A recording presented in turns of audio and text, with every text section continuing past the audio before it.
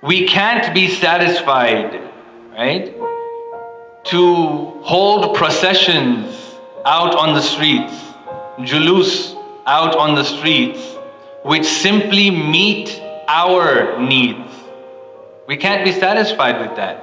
What kind of message am I giving to the world when I go out in downtown or any busy area and I bring out tabuts with me? And I bring out these flags with Arabic writing in black sheets. I bring out a Zuljana with me.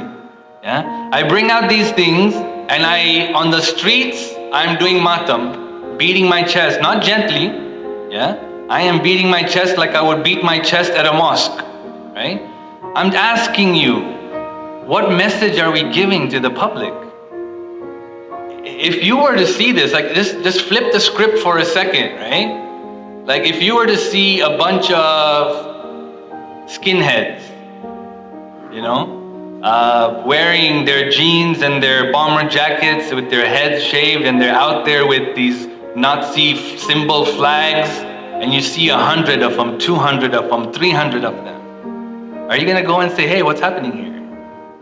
No, you're gonna run away. You're gonna run away, right? Last year in Toronto, there were brothers who were talking to the people who had just stopped to watch what was happening.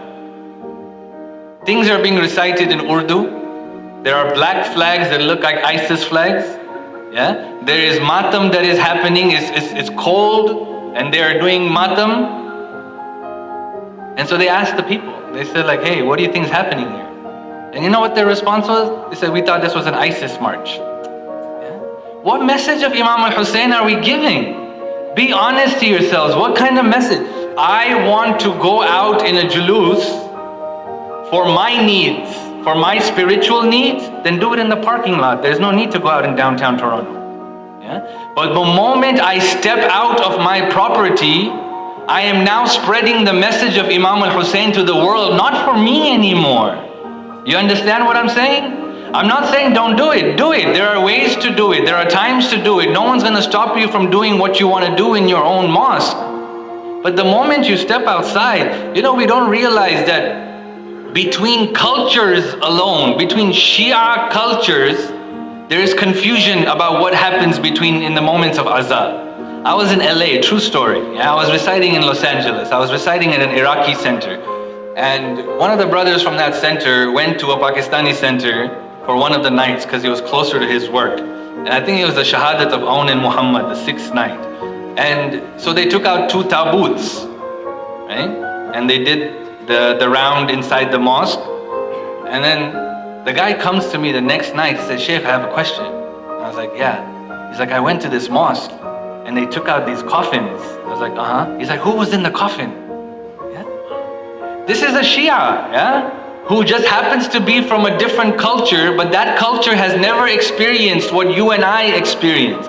If there is confusion between the own madhab based on cultural differences, imagine the kind of perception we're giving to people, right? The reality is that we can no longer have that mindset that Hussain is just mine.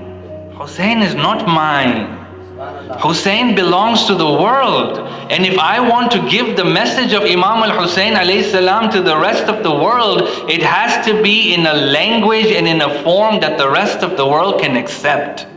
We have to present this message in a different way altogether than the way it's being presented.